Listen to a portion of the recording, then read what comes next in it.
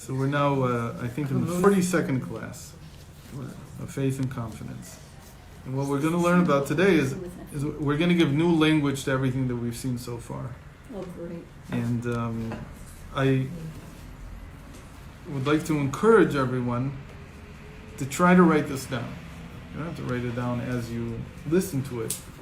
But since we all have the recording, so I really think that a really good exercise in terms of understanding something and in terms of integrating it into ourselves is to take whatever we hear, however we hear it, doesn't have to be right or wrong, and to try to put it down into 500 words. 500 words is like one page. However it comes out. And I have some ideas for, because I know that for myself, whenever I have to write something that I hear down, the level of integration and understanding, it's not twice as much, it's not 3 times as much, it's 1,000 times as much. You're saying to take notes. It's 1,000-fold. No, not to take notes. You could take notes, I'm not against that. But To write something, to write a short piece. And to give you an idea, there's there was something, I'm sorry I'm digressing and we're not getting into faith and confidence yet, but I think this is a lot about confidence, as we'll see. There's a lot of blogs on the internet and people write a lot, but the most successful framework for blogs is called Medium. Okay. And maybe you haven't even seen it. Okay. I don't know how I chanced upon it. Medium, M-E-D-I-U-M? Yep. At first I thought it was a news clearinghouse. When I met it a year and a half ago, I thought that what they were doing was they were taking from different publications and giving you for a fee. Well, in the beginning it was free and then it became a fee, but they were giving you, like on the topics that you wanted to read, they were giving you articles. Media, you thought it was connected I always thought that they were doing like a mediating between you and there's so many publications that you can't get to everything, and they go through it. I don't know if that was their original concept, but it changed in the last year dramatically. And today, really what they do is they host blogs. But they do it in a very, very interesting way, which hasn't been done. I don't think it can make money, so I wouldn't invest in them. But in terms of their ability to get people to write, I think they've cracked the code. Like, they've figured it out. And not only have they figured out what kind of platform people need in order to write, and to want to write, to even just want to write, they do it really well, I'll tell you in a moment. They also developed a number of writers that have set a certain tone there that makes it very easy to write. There's a certain tone on Medium, and we're talking about thousands of articles that go up every day. And one of the things that they do is that they do go through them, and they're categorized in certain ways, and you're encouraged to put tags on them, and they do a really good job of getting to getting the particular topics that interest people to the subscribers. So you're not following blogs really. They give you, like, every day, they give you or every week, however you want, they give you a list of articles in the areas that you're interested in. And you can also, like in blogs, you can follow the particular Then you're interested. whoever the particular writer is, you can follow them. The two things about how they do the writing that really strikes me is, first of all, the interface, which is the cleanest interface I've ever seen for writing. And it almost like pulls it from you. There's a certain way about how you present a screen to somebody that makes you want to fill it up with words. Has this made you write? Yeah, it's made me, I mean, you've seen a couple of my things lately, but it really causes you to do something. It's very interesting how they did it. It's very clean. It just, and it's, it's right away you get what you're going to see in the end. But the other thing that's very strong is that whereas other blogs didn't use or never put into place, like the Facebook system, which a lot of people hate because you get likes and you get dissatisfaction and this and that.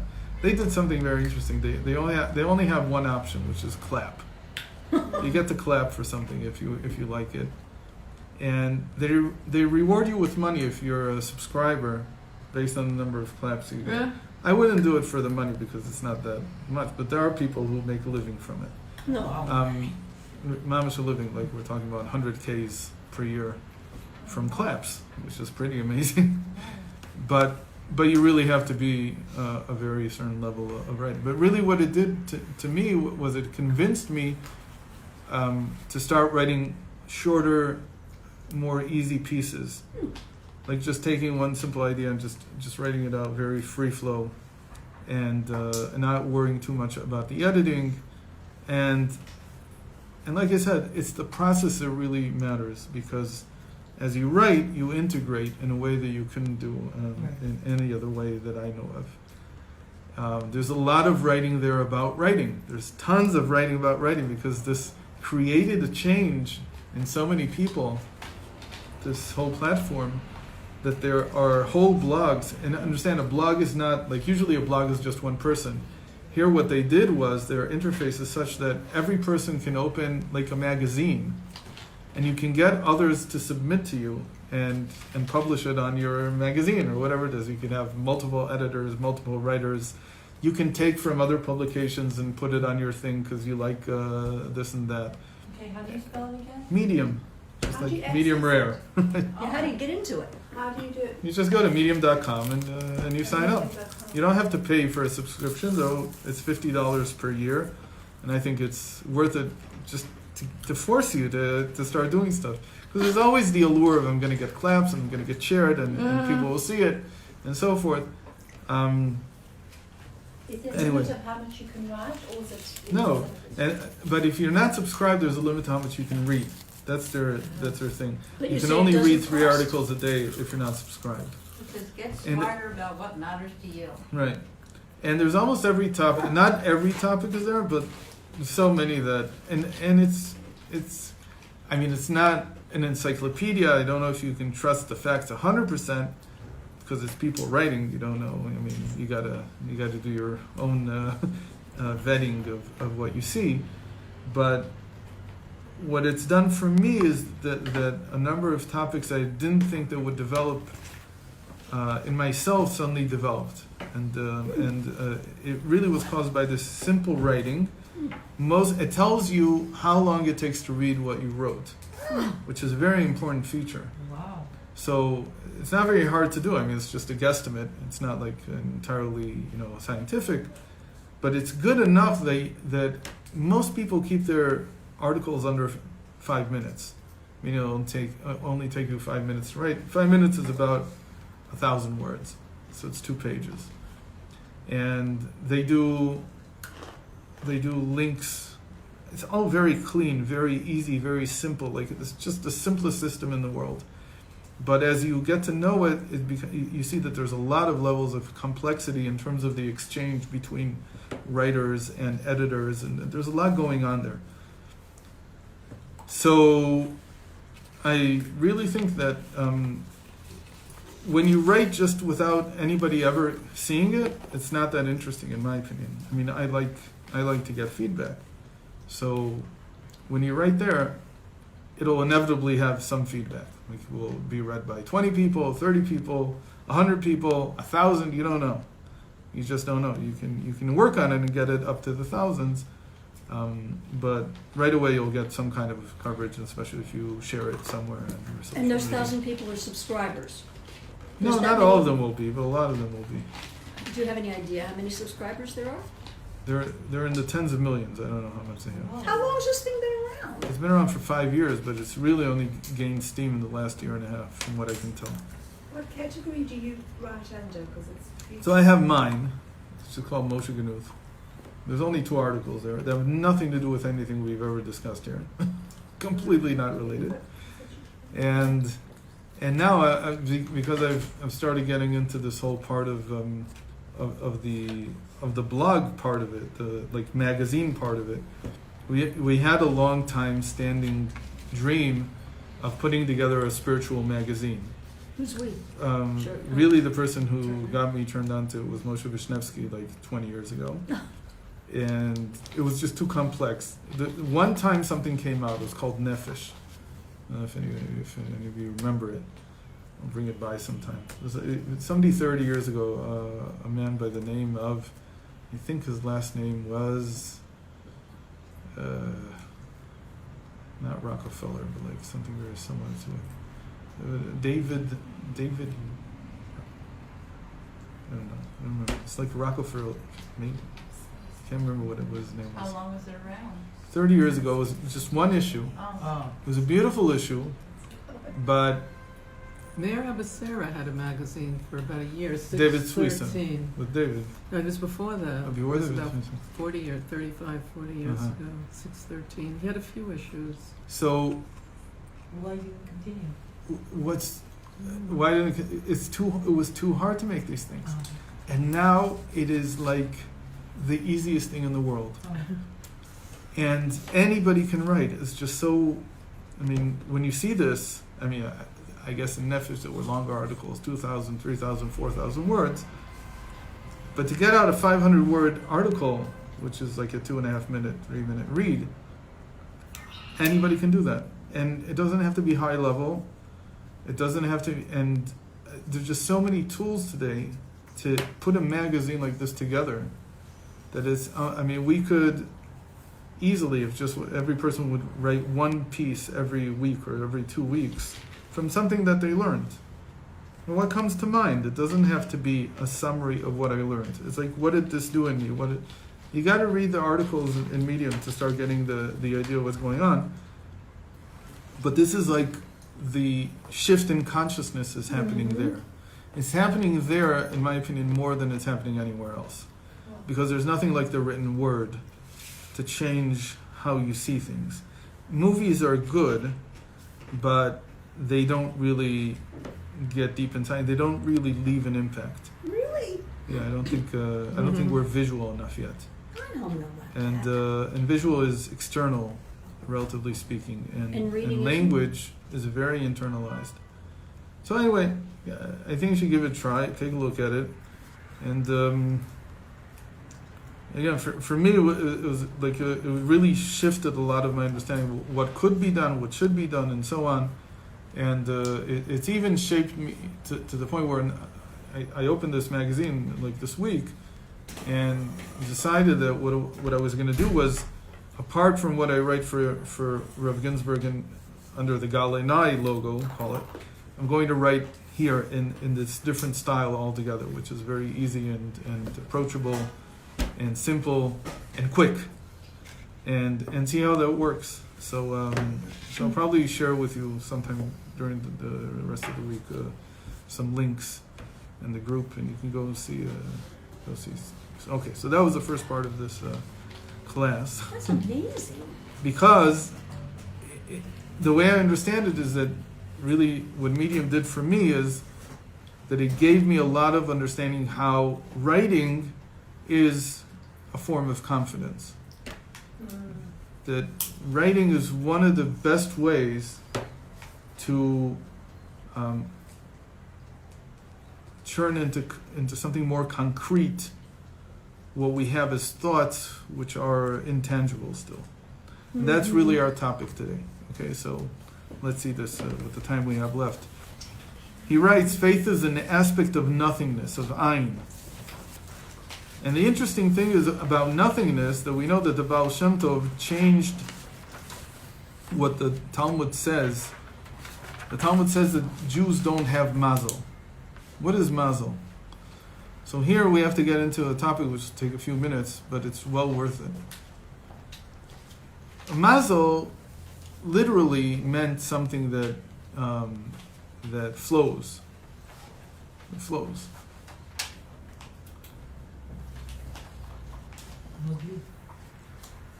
It's what we call that something is wet.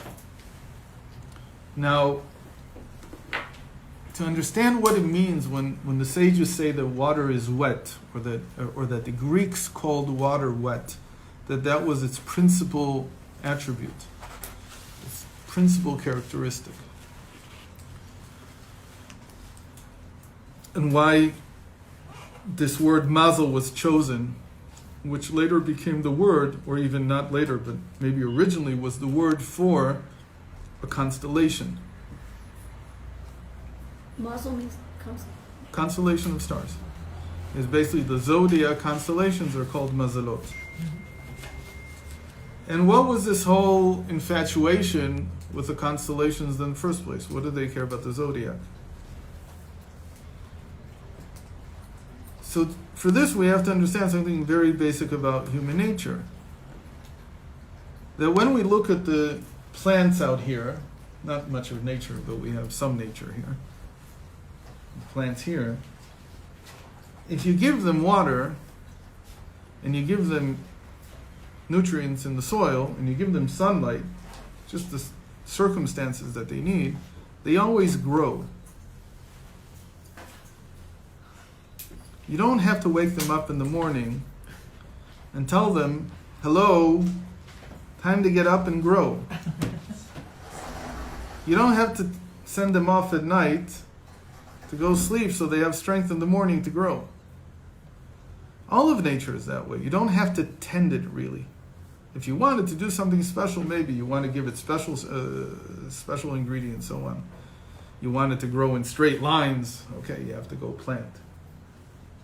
But the natural world has a constant movement to it that is not related to anything anybody does. It just grows. It just is. It's being.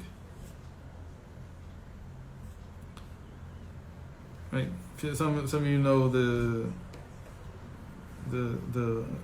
Chabad couple that's in Maui now, right? This Chani Marcus, right? And he's from remote actually. Mendel Zirkin. And they somehow ended up in Maui. I don't remember what the story is. He told me once, but I forget. And the thing that struck me the most about his description of their property there, they don't have that much, but they have like a farm now there. With goats. And the goats, and yeah, that was a interesting Hebrew-speaking video. goats. But the thing that struck me about what he told me about Maui was, he said pretty much, if you leave anything outside that's organic, and you come back 2 days later, it's sprouted. Meaning anything you leave, anything that'll have any seeds in it, if you just leave it outside, because the ground is all volcanic, it's full of nutrients, and it's all damp up there all the time. It's like equatorial, I guess. And it's warm, and it's humid. And if you just, he said, if you toss he told me about a mango. He says, you toss a mango fruit out, or just the husk. And when you eat, you just... You throw it out because and you throw it out, and you come back 2 days later, it's already sprouted. He said that's how the ground is. You can't leave. He says you can't leave anything outside of refrigeration because it will spoil in a few hours. But spoiling is really what we call, germinating. That's really what it's doing. So there you see nature in its strength. Like nobody has to tell it to sprout. It just does it. It's really powerful. So man looks at this and he says, why am I not that way? So the sages had a beautiful expression for this. They said, oh, you know why nature is different from you? Because everything in nature has an angel, they called it, a malach, that hits it. It's like it's striking it and telling it to grow. So don't think that nobody's waking up the plant. Somebody is. But it's a natural process. There's a force that's constantly flowing into it and waking it, making it grow. That's called an angel. That's a name for an angel. Now you'll notice right away the connection between malach and melacha. Malach, what is a malach? That's an angel. What is a melacha? It's a type of work. It's a type of human work. What do we not do on Shabbos? Melachot. We don't do 39 types of work. So the sages say in the Talmud that, how do we know that there's 39 types of work that we don't do on Shabbos? Because the word work, melacha, appears 39 times in the Torah. But that's not entirely true. Because if you go and you count, you see that it's a lot more. So they know this also. So they say, yeah, some of them don't count. So they try to go through the list and say this one is and this one isn't. In the end, it's not clear which 39 they meant. But one of the biggest chidushim, I think, of just like how you test something, how you think about something, like to have a clear mind. So one of the biggest chidushim that Rav Yitzchak gave in this sense is that it's true that there's more than 39 times melacha in the Torah, but there's exactly 39 times malach.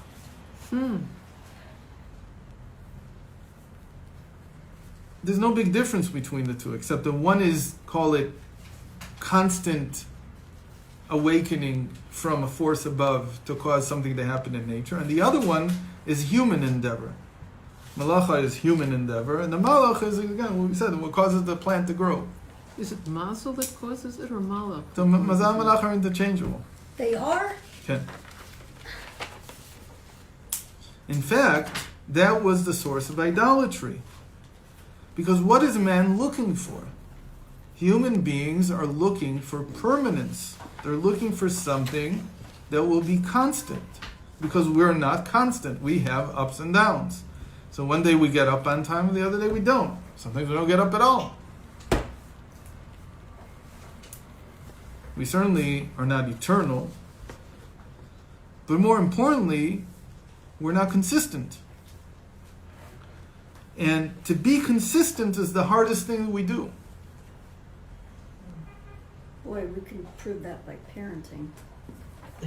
Everything we do in life is a struggle because we have no consistency built into us. Some people have it easier than others, but nobody has it for free.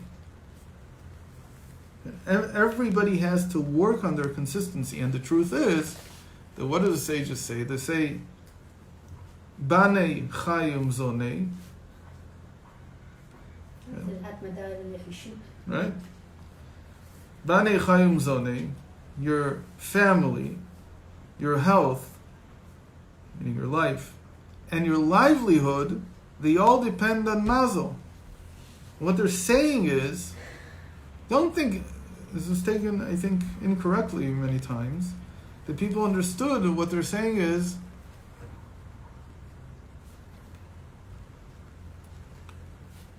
that it's some kind of force from above. You don't get to choose. But really, human beings don't have that force. We're not like the natural world. We're different in that sense. That we don't have a mazel. We don't get something for free. We have to work for almost everything. It's true, there are certain things that are like built in, and that's the simple meaning of this statement, that it's dependent on mazel, that there's some kind of simple things. For instance, you don't have to worry about your digestion, but that's only partially true. Because if you eat The wrong thing. completely wrong for long enough, you will have to worry about your digestion. You don't have to worry about many things, but if you don't take care of your nature, you will have to worry about them. And of course, we know that there are people who are born with all kinds of chronic illnesses who don't have it for free. So it's a very complex thing, but really, I'm pushing our bodies aside a moment and talking about our psyche. In the psyche, there's almost nothing that is consistent just because I was born that way. I have to work on everything. Can I ask, what did you say about idolatry? You said something Idolatry about started because human beings are looking for consistency. So where do you turn for consistency? Well, what so you see is... So is it idolatrous to, so what you see, want consistency? No, it's not idolatrous to want it. But it's idolatrous to think that I'm going to get it from the stars. Why the stars? Because the stars are consistent. Every night they rise up and they do a half circle and they set down. Right. And over a year you see the whole zodiac switching, and meaning which stars rise up with sunset and which ones set with dawn. And it's all very permanent, consistent. The only ones that are a little bit weird are the planets. But even though they're not that weird. The two that really count, the ones that we would call planets, which are like in our solar system, are consistent because they happen to seem like they revolve around the Earth, or maybe they do revolve around the Earth. We don't know what the right answer is. It doesn't really matter. But the sun always makes just a revolution, never goes backwards. And the moon does the same thing. It always goes, just makes a circle around us. We can't always see it, but we know that it's there and that it's making this revolution around the Earth. So these two things were considered to be what gives consistency into human life. And the thing that's really missing, and when you think about it, think about having a good job. What does that mean? It means for most people a permanent, consistent paycheck. It means that my company or whoever's giving me my paycheck doesn't go bankrupt and suddenly I lose my job. A pension is what everybody's looking, right? To be independent economically, fiscally, means that I have some consistency, permanent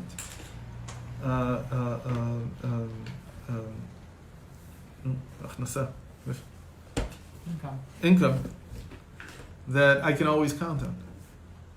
It used to be in Victorian England or Elizabethan England or whenever it was, when pensions started. So that was one of the most important things that people had. It allowed them to live.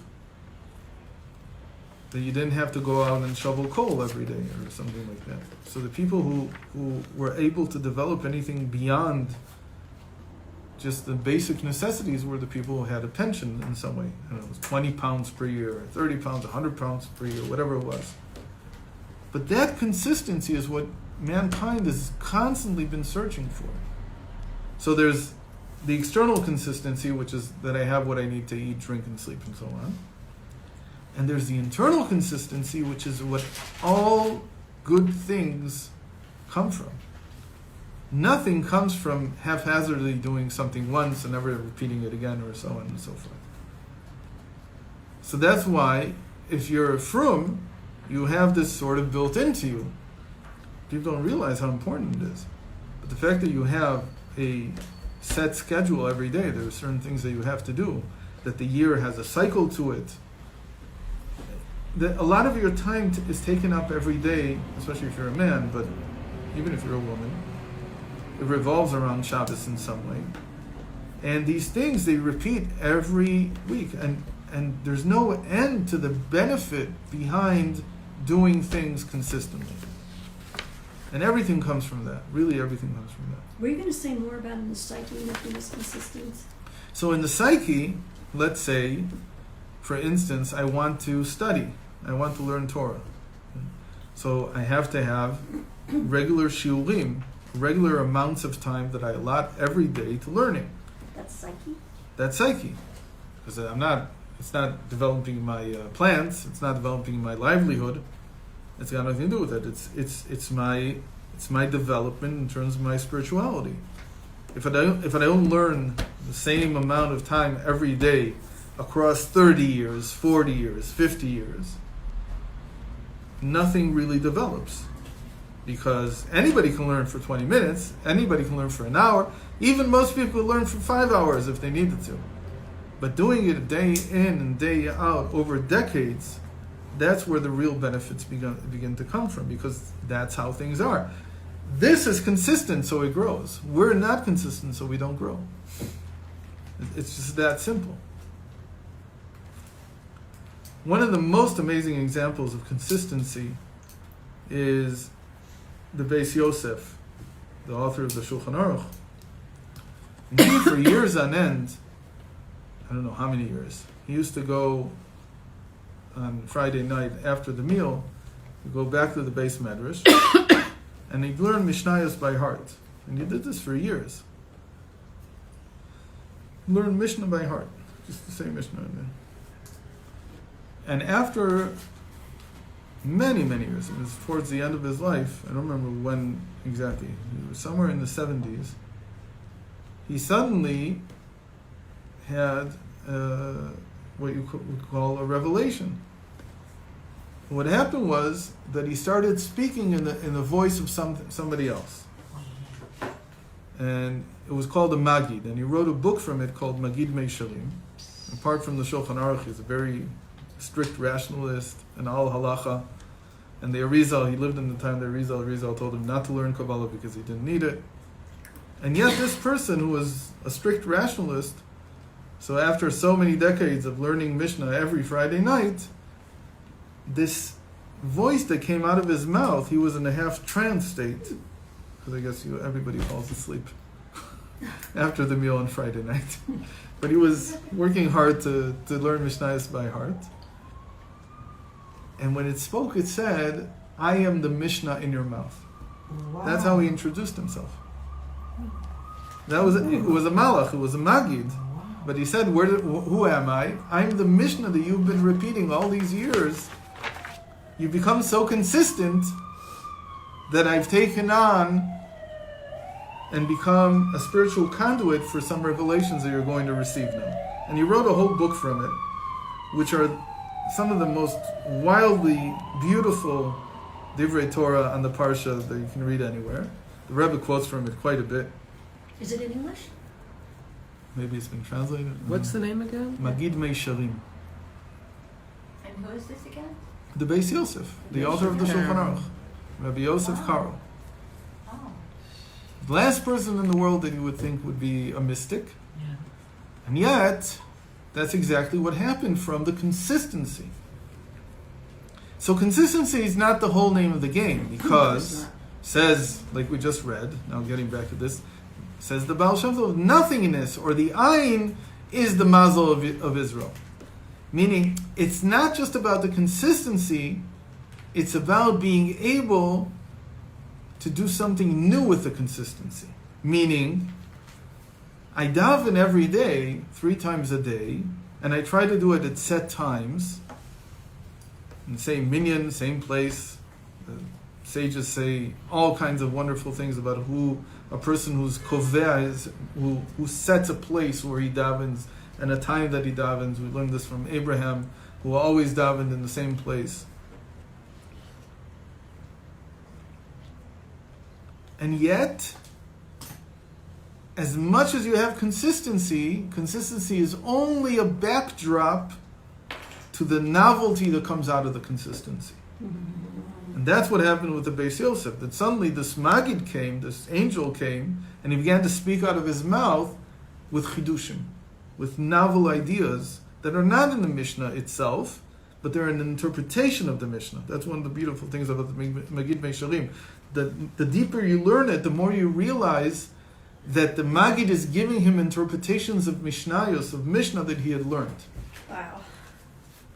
But that's how it works. You have to build, meaning, this is how a human being is different. And that's why we don't have this mazel hitting us over the head and telling us to grow. We have to do it for ourselves. Why? Because this, no matter how many years it's going to grow, it'll always be the same plant. So why do you call it the Magi? A tree will always give apples. It will never suddenly turn into grapes. But that's how a human being is different.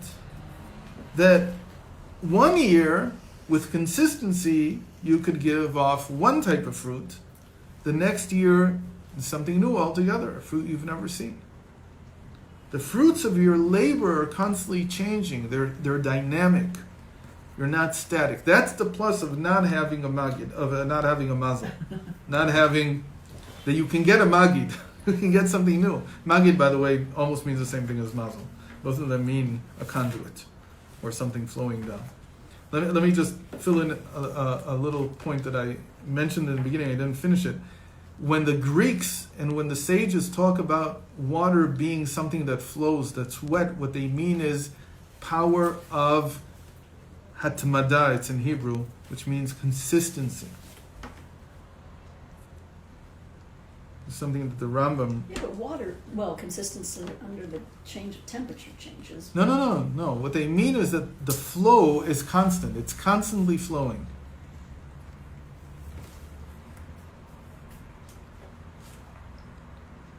when they say that something else has a wet quality to it, But it, what they mean is that it has the power of consistent movement, Flow. flow. only Which when we it's call at the flow. right temperature. But it seems more that the flow seems more important than the wetness, doesn't Yes. That's what they call it. It's the wet quality is the flowing, the liquid quality. it? What's the word for the wet? Lach, Oh. which really today is translated as human, but it's got nothing to do with it. You said In this mazel was the other word? Mabu? Not Magi. Magi. Magid and mazal, they almost mean No, the the same one thing. that- Melech. The one that comes down. That's a mazel. That was the other word. It's okay. Oh, Okay? So says the Baal Shem Tov, it's true that we have no mazel in the sense that we have to build it for ourselves. We have to build a consistency ourselves. Anything that you want to really build, anything that's worthwhile in life, requires consistency. But understand that it's not to become what we call mitzvat anashim melumada, which means that you just become an empty shell, Routine. routine. You Robot. become, as they say, Rote. by rote. Right. That's not the idea. The idea is that the routine allows the nothingness, the chidush, the ayin to come out. Habit. Habit. The habitual, right? We have the intellectual, Fabi, look.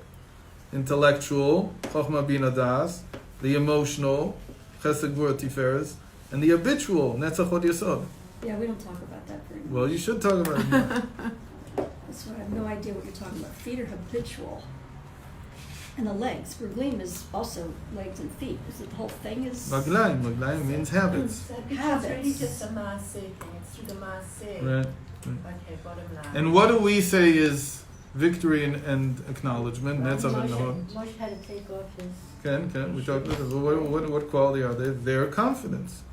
The active confidence and the passive confidence. The active and passive confidence to what? That I can do. It depends on habit. It depends on consistency. Confidence comes from action. But not just any action, not just one-time action. Consistent action. So if somebody asks you, how can they strengthen their bitachon? You would say consistent Repeat. action? Rinse and repeat. Rinse and Really? repeat. You don't know the commercial? No. Just Rinse? rinse and repeat. What's that commercial for? I don't know. Rinse and... Tide. I don't know. What's, Laundry soap. who knows? Wait a minute. You don't say feet. You don't say walk. You don't tell people to walk. You tell Well, people to when do. an amazing statement that we've talked about this before is that what is the difference between a human being and an angel? It says, "V'natati lecha ma'alachim ben ha'omdim ha'eleh." He says that as much as an angel is consistent, it's called standing. Standing it's not really moving. It's very consistent because it's not going anywhere. But you are a walker. What does that mean? It means that you have to Move build around, your shake, habits. roll. You have to work on them. You have to walk them. But when you get a habit, it'll be a foundation for such novelty that you can't imagine. So that you're not limited to just giving off fruit of this type every year. It can be something different all the time. You can continue to be mechadish in your life all the time if there's the right consistency. So I just want to get this, to strengthen bitachon, consistency in doing spiritual things and learning and Be davening. anything. Anything. It doesn't have to be just... You want to be a master at anything, you want to be mechadish in anything, you have to have consistency in it. You want to be a genius marathon runner, you got to run a lot. And for bitachon, you have to... That's the bitachon itself, the consistency. Really? I think it's harder for women than it is for men. I don't know. It just seems the feminine psyche. It's chaotic. It's difficult, you know. Why? Every week, women put together Shabbos. Yeah, It's very consistent. Let's talk about. I don't want to. Let's not talk about her. Talk about raising children, and diapers, and getting up, and doing this, and doing that, and doing this, and doing that. I don't know. In our house, I'm not very consistent. My wife is 1,000,000 times more consistent than I am. So I don't know. Maybe it seems that way. Maybe, but It's very clear that nature is closer to women, and that's what it means. That it's closer. That there's more consistency built in, at least into the function, into the functionality. I don't know if into the psyche, but there's more into what's needed. Okay, so I don't know how much time we have left. It's 25 after. Yeah, so we're not going to get much more than that right now, but we got through the first line, That's good. and this is a very interesting section. So we'll talk more about this, God willing, next time. Wait, is that still on? Still You have one there? What chapter? She What has. chapter are you on now? 5. We're in the middle of 5.